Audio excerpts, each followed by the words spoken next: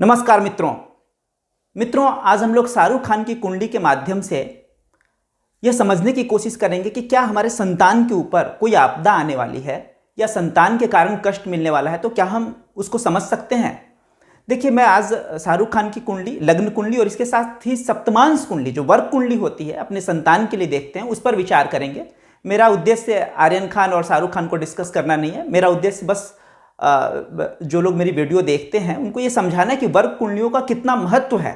मान के चलिए कि ये व्यक्ति को मैं नहीं जानता हूँ कि शाहरुख खान की कुंडली और मेरे पास आती है, तो क्या मैं ये कुंडली देखकर ये पहले प्रिडिक्ट कर पाता है कि इसको एनसीबी अरेस्ट करने वाली? बिल्कुल, ये कहाँ से पता चल पाएगा? किसी को दिव्य दृष्टि हो तो वो जान जाए कि एनसीबी उठाएगी कि सीबीआई उठाएगा। भाई मैं तो नहीं देख पाता, मुझे समझ में नहीं आ पाती कि एनसीबी, लेकिन क्या मुझे समझ में आ पाता वो मैं डिस्कस करना चाहता हूं कि कॉमन पीपल की दृष्टि से क्यों वर्ग कुंडलियां महत्वपूर्ण हो जाती हैं। लग्न कुंडली से भी ज्यादा मैं अभी सप्तमांश जब दिखाऊंगा, बिल्कुल प्रथम दृष्टि आपको दिख जाएगी कि कोई आपदा आने वाली है, संतान की वजह से कष्ट मिलने वाला है, और कब फाइनली जो है अच्छे से फिर जो मेरे बच्चे का जो है कैरियर या कुछ भी जो है आगे कब ग्रो करेगा, कब वो समय आएगा जब वो पिक पर उठ सकता है, वो सप्तमांश से उसको समझा जा सकता है। तो मेरा उद्देश्य कॉमन व्यक्ति की दृष्टि से, शाहरुख खान और उसके पुत्र की दृष्टि से नहीं। मैं आर्यन खान की कुंडली डिस्कस नहीं कर रहा हूं यहां पर। मैं शाहरुख खान, उसके संतान के परिप्रेक्ष्य में वर्ग कुंडलियां क्यों महत्वपूर्ण हो जाती है, क्यों मैं नौमांश, दसमांश, सप्तमांश इसको इतना महत्व देता हूं, उसको आप अभी समझ पाएंगे। देखिए, अब ये जो व्यक्ति की कुंडली है, मान लीजिए शाहरुख खान, मतलब मेरी ही कुंडली, किसी की भी कुंडली है, तो इस कुंडली में सबसे पहले अभी जो है शनि में राहु की दशा चल रही है। 18 अक्टूबर से आरंभ हुई है। उससे पहले शनि में मंगल की दशा चल रही थी। तो सामान्यतः तो लोग जो है सिंह लगन की कुंडली है तो मंगल योग कारक है, हो जाता है, नवम भाव और चतुर्थ भाव का स्वामी हो जाता है, प्रबल योग कारक हो जाता है, तो मंगल को योग कारक, राजयोग कारक मानते हैं। शनि शशि योग बना के रखा है, मंगल रूचक योग बना के रखा है। तो मुझे उनके कैरियर की दृष्टि से क्या अचीवमेंट रही शाहरुख खान की, उसको अभी मैं डिस्कस नहीं करना चाह रहा हूँ। मैं बस कहना चाह रहा हूँ कि मंगल भी राजयोग बना के रखा है, शनि भी राजयोग बना के रखा है, लेकिन दोनों चूंकि पापी ग्रह हैं, शनि में मंगल की नेक्सस में ही बेटे को कष्ट हुआ है, और अभी तो 18 अक्टूबर के बाद राहु आ गया है जो कि लंबा समय रहेगा। ये अगस्त 2024 तक रहेगा, और उसके बाद शनि में राहु, शनि भी पापी ग्रह, राहु भी पापी ग्रह। तो इस परिप्रेक्ष्य में थोड़ा समझें कि 10वें घर का राहु जो है हमें अचीवमेंट दिलाने के लिए तो बहुत ही अच्छा है, बड़े बड़े अप्रोच, कनेक्शन दे देता है, बॉलीवुड वगैरह के लिए काफ़ी अच्छा है ये, और फॉरेन कनेक्शन से धन कमाने के लिए काफ़ी अच्छा है। बहुत इसको कहते हैं जिसके राहु 10 में दुनिया उसके बस में, तो राहु इन सब चीज़ों के लिए तो बहुत ही अच्छा, हमारे अचीवमेंट के लिए। लेकिन फलदीपिका ने भी या और भी शास्त्रकारों ने 10वें घर के राहु को संतान के लिए अच्छा नहीं माना है, अल्प संतति या इस तरीके का शब्द का प्रयोग किया है।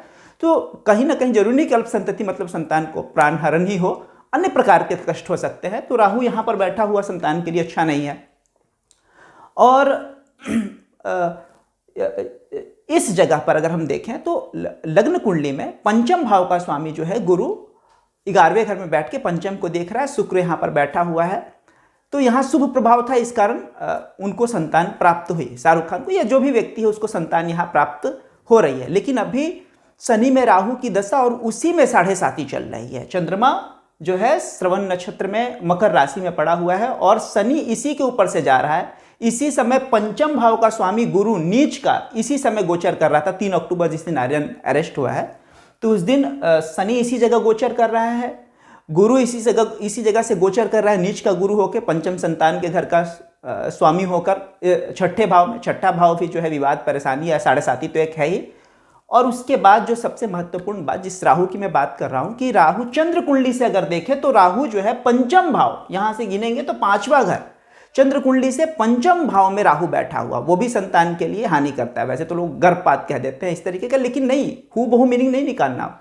हो सकता है कि दूसरे किस्म की समस्या आएंगे, संतान तो हो गया, दूसरी समस्या है। तो चंद्र कुंडली से पंचम भाव में राहु बैठा हुआ है, और वो अभी शनि में राहु, उसकी दशा आएगी। 3 अक्टूबर का जो मामला था उस समय अगर हम देखें तो राहु जो है वो शाहरुख खान की कुंडली, मतलब इस जातक की कुंडली में राहु रोहिणी नक्षत्र में, वृषभ राशि में रोहिणी नक्षत्र के प्रथम चरण में था। और इस कुंडली का भी राहु जो है, इस व्यक्ति की या शाहरुख खान की जो कुंडली में जो राहु है वो भी वृषभ राशि में है, रोहिणी नक्षत्र के प्रथम चरण में है। और 3 अक्टूबर को भी सेम यही पोजीशन थी, राहु रोहिणी में था, वृषभ राशि में और प्रथम चरण में। और शनि भी जो है वो यहाँ पर मकर राशि में श्रवण नक्षत्र के प्रथम चरण में था। तो चंद्रमा का ही नक्षत्र जब एक ही नक्षत्र के एक ही चरण में पड़ेगा तो नवमांश में एक ही जगह चले जाएंगे। तो शनि और राहु दोनों ही मेष राशि में, नीच का शनि और राहु जो मेष राशि में नवमांश कुंडली में पड़े हुए थे, वो समय 3 अक्टूबर के आसपास बहुत ही खराब स्थिति बनी पड़ी थी इस कुंडली के लिए। और राहु और शनि का इस तरीके का कॉम्बिनेशन तो बन ही चुका है। अब शनि में मंगल की अंतरदशा में चंद्रमा के प्रत्यांतर दशा में अरेस्ट हुआ है लड़का जो है। अब इस कुंडली से पहले देखें फिर सप्तमांश पर हम आएंगे। इस कुंडली में शनि जो है, अगर इसको हम लग्न मान ले, पंचम भाव को अगर हम लग्न मान लेते हैं तो पंचम भाव से दूसरा घर और तीसरे घर का स्वामी शनि हो जाता है, शुभ नहीं है, मार्केश हुआ। मंगल की दशा, मंगल जो है वो धनु लगन के लिए पंचम भाव का स्वामी हो जाता है। तो पंचम तो शुभ है लेकिन 12वें घर का स्वामी होता है और 12वें में बैठा है तो 12वां ज्यादा एक्टिव हो गया। तो धनु लगन के लिए मतलब संतान 5वें घर को हम अगर कुंडली बना के विचार कर रहे हैं तो 12वें घर का स्वामी मार्केश में 12वें, द्वितीय भाव के स्वामी मार्केश में अगर द्वादश भाव का स्वामी की दशा को अच्छा नहीं माना गया है। ये हेल्थ इश्यूज के लिए या कुछ समस्या के लिए दिखाता है नॉर्मली। जरूरी नहीं, जो मार्केश हम लोग कहते हैं ना, कई बार धन का कष्ट, सम्मान का कष्ट देके चला जाता है, मृत्यु तुल्य कष्ट देके चला जाता है। तो ये शनि में मंगल की दशा और चंद्रमा का प्रत्यांतर था। चंद्रमा क्या हो जाएगा, चंद्रमा जो है 12वें घर का स्वामी हो जा रहा है। 12वां घर जो इस जातक का 12वां घर का स्वामी अगर पंचम भाव से काउंट करेंगे तो अष्टम भाव, फिर अनिष्ट स्थान का स्वामी। देखिए इसी लग्न कुंडली से समझ में आ रहा है कि संतान के लिए जो पीरियड है शनि में मंगल में चंद्रमा, ये अच्छा नहीं होने वाला है। लेकिन किस दिशा में अच्छा नहीं होने वाला, कैसा होने वाला, बहुत अच्छा यहां से आइडिया नहीं मिल पा रहा। ये हो सकता है हेल्थ इश्यूज है, दूसरी समस्या है, इसको हम सप्तमांश कुंडली पर देखते हैं। यहां तो समझ में आ रहा है कि मार्केश में 12वें भाव का स्वामी की दशा हो जा रही है। जो हमारे लिए योग कारक हो मंगल, वो जरूरी नहीं कि संतान के लिए योग कारक हो। सेम दशा हमारे लिए अच्छा हो सकता है और हमारे संतान के लिए बुरा हो सकता है। तो शनि में मंगल में चंद्रमा का प्रत्यांतर 12वां घर और चंद्रमा उसको देख रहा है। अब आते हैं सप्तमांश कुंडली पर। देखिए सप्तमांश कुंडली में प्रथम दृष्टया ही अगर देखें तो छठा, 8वां और 12वें भाव को देखिए। 5 ग्रह, टोटल 9 ग्रह ही होते हैं और 9 ग्रह में से 5 ग्रह छठे, 8वें और 12वें दो स्थान में बैठ गया। सबसे पहले कुंडली तो यहीं फंस गई। ये अगर हमें कुछ नहीं पता हो इस जातक के बारे में, फिर भी अगर हम देखें सप्तमांश कुंडली तो लग गया कि भाई ये तो गड़बड़ हो गया मामला।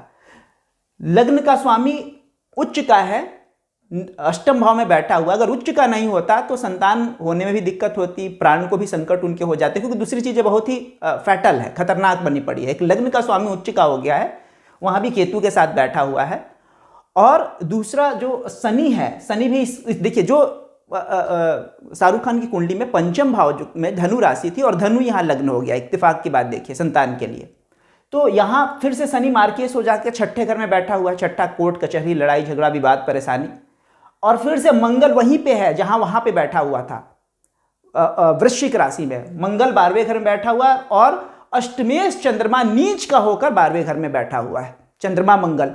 तो और सूर्य के साथ में राहु यहां पर बैठा हुआ है। सूर्य को, पिता को ये कष्ट पहुंचा रहा है, सूर्य को, प्रतिष्ठा को, सम्मान को ये हनन कर रहा है। सूर्य के साथ राहु है, तो शनि में राहु भी बहुत अच्छा जाने वाला नहीं है। लेकिन अभी हम शनि में मंगल में चंद्रमा पर विचार कर रहे थे कि अगर इस जातक की कुंडली हम देखते हैं और 5 ग्रहों को अगर देख लेते, छठे, 8वें, 12वें में है, तो एनसीबी और सीबीआई तो हमारे दिमाग में ही नहीं आता। किसी भी सामान्य व्यक्ति की कुंडली देखें तो हमको क्या पता चलेगा कि एनसीबी है कि क्या सीबीआई आने वाला है। लेकिन ये पता है कि ये गड़बड़ है। हो सकता है हम लोग ये मीनिंग निकालते हैं कि हेल्थ इश्यूज हो सकते हैं, हॉस्पिटल के चक्कर लग सकते हैं, एक्सीडेंट हो सकता है। क्योंकि देखिए शनि में मंगल में चंद्रमा, छठे घर में शनि है, मंगल 12वें घर में, हॉस्पिटल, जेल, फॉरेन प्लेस और जो है और चंद्रमा वहीं पर बैठा है। शनि मंगल चंद्रमा इशारा कर रहा है कि इस व्यक्ति के बच्चे को खतरा है। अभी ये बात समझ में आती है। अब किस दिशा में खतरा है, अब जब हमें पता चल गया तो हम लोग कहें कि देखो चंद्रमा नीच का जल राशि में बैठा हुआ है तो सीप से रिलेटेड हो गया, पानी से रिलेटेड हो गया। लेकिन पहले थोड़ी पता चलता है कि पानी से रिलेटेड कि क्या रिलेटेड। यहां पर कुछ दिखा रहा है कि समस्याएं, हाँ ये हो सकता है जल में डूब के मरने के चांसेस बने, कुछ ना कुछ। ये अनिष्ट, बहुत ही अनिष्ट कारक था शनि में। देखिए हम लोगों के लिए भी अगर कभी कोर्ट कचहरी का चक्कर लग जाए ना, 2-3 दिन की जेल हो जाए, बहुत आफत मच जाती है। बेल होगा कि नहीं होगा ये तो दूर की बात, इसकी बात ही हटा दीजिए। 24-25 दिन जेल में रहना पड़ गया तो हमारी आपकी स्थिति खराब हो जाए तो वो तो बड़े लोग हैं, उन लोगों के लिए बहुत बड़ी बात हो गई। इतने दिन जेल में रहना, उन लोग को मृत्यु तुल्य कष्ट मिल गया, समझिए तो उन लोग के लिए बहुत बड़ा उन लोग का लग गया है, समझ जाइए। हम लोग के लिए 2-3 दिन जेल जाना हो तो बहुत स्थिति खराब हो जाती है यहाँ पर, लंबा लंबा उसकी तो बात ही छोड़िए जेल की। तो यहाँ पे जो है शनि चंद्रमा मंगल सामने देखिए, शनि में मंगल में चंद्रमा, छठे में मंगल शनि और मंगल 12वें घर में और चंद्रमा, ये कॉम्बिनेशन देख लिया हमने। उसके बाद राहु की दशा आ रही है। अब राहु भी जो है, शनि में राहु भी मारक जगह पे बैठा है, सूर्य को पीड़ित कर रहा है। तो जो अभी राहु की दशा 18 अक्टूबर से आई है, देखिए 18 के बाद भी फिर रिलीफ अभी नहीं मिला तुरंत तत्काल जो है, और आगे हाईकोर्ट अगर बेल दे भी देता है 26 को, तो उसके बाद एनसीबी छोड़ने वाली नहीं, सुप्रीम कोर्ट जाएगी। और ये बेल मिलना ना मिलना अलग बात है, वो आप ये जो फंसा है मामला, ये उस कंज्यूम करने के मामले में नहीं पड़ा, इंटरनेशनल नेक्सस होने का आरोप है। और अगर इसमें फंसता है मामला तो ये तो लंबा खिंच जाएगा, ये तो केस जो है ये लंबा खिंच जाएगा। किसी तरीके से पैसा कुछ भी करके अगर मैनेज भी करें तो ये तो राडार पे रहेंगे एनसीबी के या फिर और भी संस्थाओं के कि ये इस तरीके का चीज हुआ था। और जिसके साथ इस तरीके की चीजें जुड़ गई आगे भी गड़बड़। जैसे संजय दत्त का पहले लाइफ ठीक नहीं था, बाद में भले ही उनको अचीवमेंट मिली लेकिन फिर जेल हो गया, उनको 5 साल के लिए जेल हुआ, भले पैरोल पे बाहर निकलते हैं लेकिन ट्रॉमा तो है ही, कष्ट तो है ही। तो इनकी जो दशा, फिर अभी राहु की दशा जो है, राहु शनि में, राहु तो अच्छा नहीं है, और उसके बाद गुरु की दशा आएगी। तो गुरु ठीक है, लग्न का स्वामी है और जो है उच्च का पड़ा हुआ, अष्टम में पड़ा हुआ, अनिष्ट है, फिर भी थोड़ा रिलीफ रहेगा गुरु जो है। लेकिन गुरु के बाद जब मेनली जब बुध की दशा आएगी, लड़का कब पिकअप पकड़ेगा। मान लीजिए हमारा बच्चा है तो हम अगर जानना चाहेंगे, हम कहें कि शनि की महादशा जब खत्म हो जाएगी, गुरु जो है 2027 मार्च उसके करीब जो है खत्म हो जाए, शनि में गुरु खत्म होगा, उसके बाद बुध की महादशा आएगी।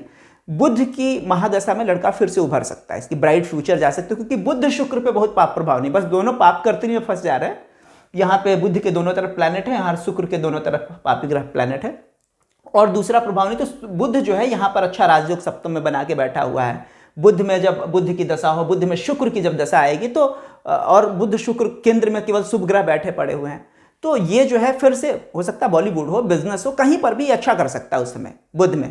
लेकिन अगर कुंडली में हमारी ऐसी दशा बनी पड़ी हुई है कि 5 ग्रह हमारे छठे, 8वें, 12वें में पड़े हुए हैं, और सूर्य भी पीड़ित है राहु के साथ में मारक स्थान में दूसरे घर में, तो हमको जीवन भर सतर्क रहने की बात है। ये संतान को कुछ नहीं होगा तो जो बाद बाकी दूसरे 2 संतान है उसको कुछ हो सकता है। ये हमारा बच्चे का अगर पीड़ित हो गया, जो हमारा नेम फेम जो था वो तो बिल्कुल धुल गया। देखिए एक परसेप्शन की बात होती है पॉलिटिशियन के लिए कि सजा मिले ना मिले, उसकी जो पब्लिक इमेज है वो डैमेज होती है। एक दिन में दिखाई ना दे लेकिन धीरे धीरे उसके फाइनेंस को चोट पहुंचता है। शनि में राहु में फाइनेंस को इनके भी चोट पहुंचेगी ही, इस जो भी जातक है।